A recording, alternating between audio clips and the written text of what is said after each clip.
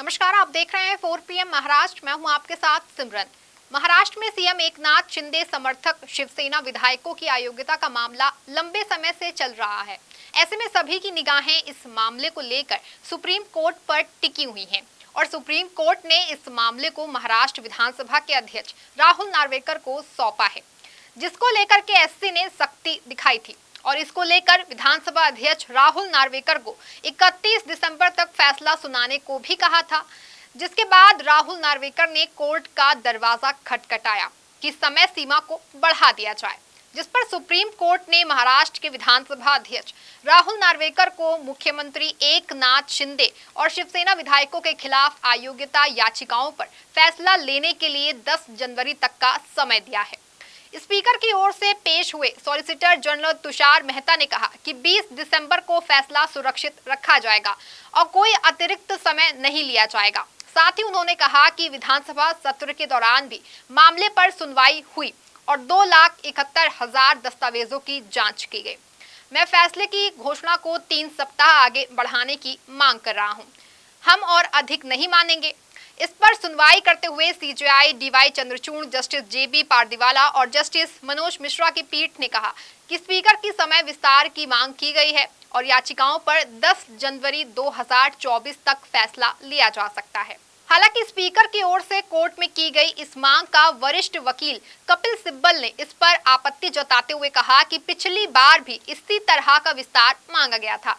इस पर chief justice ने कहा कि स्पीकर ने कहा है कि कार्यवाही 20 दिसंबर को बंद कर दी जाएगी। स्पीकर ने उचित समय विस्तार की मांग की है। पहले से तय समय सीमा को ध्यान में रखते हुए हम स्पीकर को फैसले के लिए 10 जनवरी 2023 तक का समय देते हैं। आपको बता दें कि इस मामले पर कोर्ट ने पहले भी निर्देश दिए थे। विधायकों की अयोग्यता पर निर्णय लेने के लिए महाराष्ट्र विधानसभा अध्यक्ष को 31 दिसंबर तक का समय दिया गया था। सुप्रीम कोर्ट में मामले की सुनवाई करते हुए विधायकों को अयोग्य ठहराने की मांग वाली कई याचिकाओं पर फैसला देने का निर्णय दिया। विधानसभा अध्यक्ष राहुल नार्वेकर को कहा गया कि उद्धव ठाकरे से जुड़ी याचिका पर 31 दिसंबर और एनसीपी प्रमुख शरद पवार की ओर से दायर याचिकाओं पर 31 जनवरी तक निर्णय लिया जाए। सुप्रीम कोर्ट ने नार्वेकर को पार्टी में विभाजन के बाद एक दूसरे के विधायकों को अयोग्य ठहराने की मांग करने वाली शिवसेना के प्रतिद्वंदी गुटों द्वारा दायर याचिकाओं पर निर्णय लेने के लिए समय सीमा देने का मौका दिया था। शीर्ष अदालत ने कहा कि अयोग्यता याचिकाओं पर जल्द से जल्द फैसला आना चाहिए, जिसके बाद सुनवाई को 30 अक्टूबर तक के लिए टाल दिया गया था। मुख्य न्यायाधीश डीवाई चंद्रचूड़ की अध्यक्षता वाली शीर्ष अदालत की पीठ ने कहा कि हम समय सारणी से संतुष्ट नहीं हैं। आपको बता दें कि शीर्ष अदालत ने इससे पहले मुख्यमंत्री एकनाथ शिंदे और उनके समर्थित विधायकों को अयोग्य ठहराने के लिए उद्धव ठाकरे गुट द्वारा दायर याचिकाओं पर फैसला करने में देरी पर विधानसभा अध्यक्ष को कड़ी फटकार लगाई थी और कहा था कि स्पीकर शीर्ष अदालत के आदेशों को खारिज नहीं कर सकते। वहीं बात करें एक तरफ जहां महाराष्ट्र के मुख्यमंत्री एकनाथ शिंदे समेत शिंदे गुट की शिवसेना के 16 विधायकों के खिलाफ अयोग्यता कार्यवाही चल रही है, वहीं दूसरी तरफ बीजेपी नेता व डिप्टी सीएम देवेंद्र फडणवीस ने कहा कि सीएम शिंदे को अयोग्य नहीं ठहराया जाएगा और अगर ऐसा हुआ भी तो वो मुख्यमंत्री बने रहेंगे।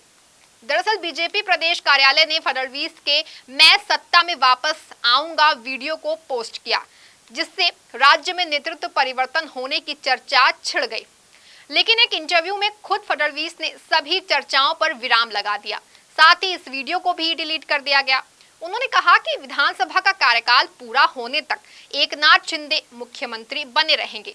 हमारा मानना है कि एकनाथ शिंदे को अयोग्य नहीं ठहराया जाएगा, लेकिन अयोग्य घोषित होने पर भी विधान परिषद में जाने का विकल्प मौजूद है, इसीलिए शिंदे मुख्यमंत्री बने रहेंगे।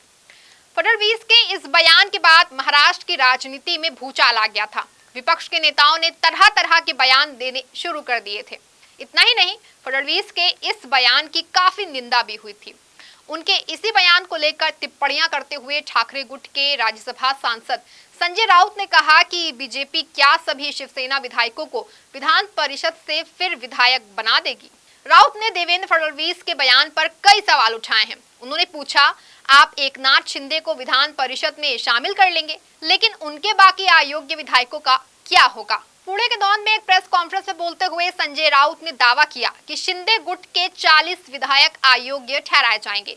साथ ही राउत ने कहा कि एकनाथ शिंदे को विधान परिषद से विधायक बनाने का बयान निंदनीय है। संजय राउत ने कहा, देवेंद्र फडणवीस ने कहा कि अगर एकनाथ शिंदे को अयोग्य घोषित किया जाता है तो हम उन्हें विधान परिषद में ले जाएंगे और मुख्यमंत्री के रूप में उनका पद बरकरार रखेंगे। शिंदे विधान परिषद में जाकर मुख्यमंत्री बन जाएंगे, लेकिन अगर उनके 40 विधायक अयोग्य हुए तो उनका क्या होगा? ऐसे आप देश में गैर संवैधानिक तरीके से सभी को विधान परिषद में ले जाएंगे? क्या आप सभी को विधान परिषद में शामिल कर ऐसे असंवैधानिक तरीके से शासन करने जा रहे हैं? फडणवीस का ये बयान निंदनीय है। सुप्रीम कोर्ट ने महाराष्ट्र विधानसभा अध्यक्ष को शिवसेना विधायकों के खिलाफ अयोग्यता याचिकाओं पर सुनवाई के लिए वास्तविक समय सीमा बताने का अंतिम अवसर दिया। कोर्ट ने शिवसेना विधायकों की अयोग्यता से जुड़े विवाद पर याचिकाओं की सुनवाई के लिए 30 अक्टूबर की तारीख निर्धारित की। इससे पहले सुप्रीम कोर्ट ने शिवसेना के उद्धव ठाकरे गुट और राष्ट्रवादी कांग्रेस पार्टी के शरद पवार गुट की याचिकाओं पर सुनवाई की थी। कोर्ट ने सॉलिसिटर जनरल तुषार मेहता से कहा था कि किसी को महाराष्ट्र विधानसभा के स्पीकर को सलाह देनी होगी कि वो कोर्ट के आदेश की अनदेखी ना करें। वे ऐसे कोर्ट के निर्देश को खारिज नहीं कर सकते। कोर्ट ने यह भी कहा कि पिछली बार हमने सोचा था कि बेहतर सामंजस्य स्थापित होगा।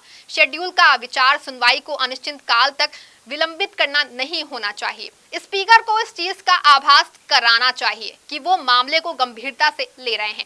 उन्हें कोई दिखावा नहीं करना चाहिए, जबकि सुनवाई होनी चाहिए। कोर्ट ने कहा कि अगर महाराष्ट्र विधानसभा अध्यक्ष उचित समय सारणी निर्धारित समय पर नहीं मिलती है तो वो एक समय सीमा निर्धारित करने वाला एक अनिवार्य आदेश जारी करेंगे, क्योंकि उनके आदेश का पालन नहीं किया जा रहा है।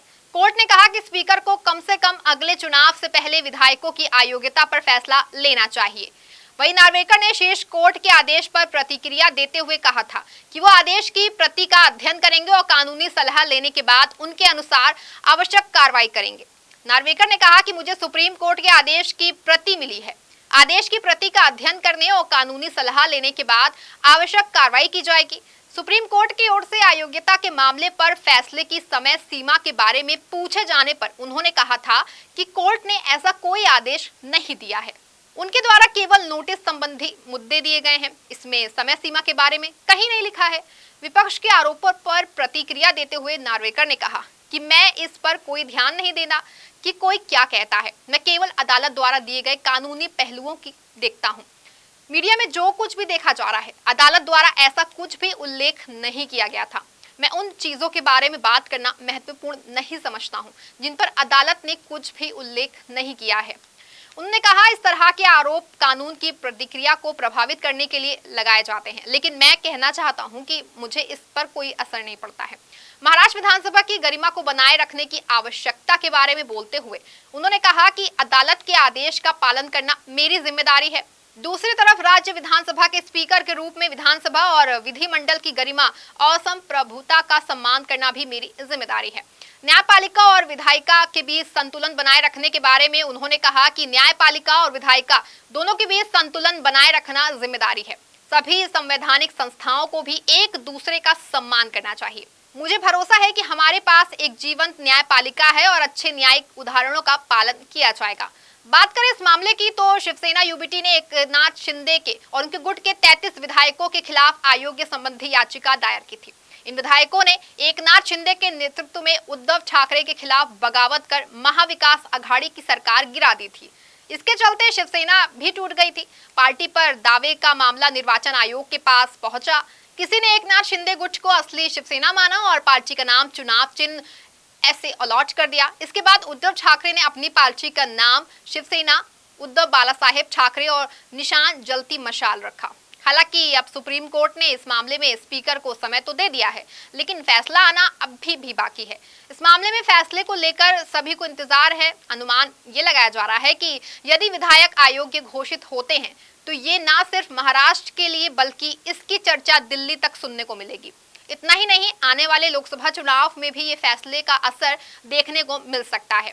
इस फैसले का पक्ष विपक्ष दोनों को ही इंतजार है। फिलहाल इस खबर में इतना ही। तब तक आप देखते रहें 4 PM महाराष्ट्र। धन्यवाद।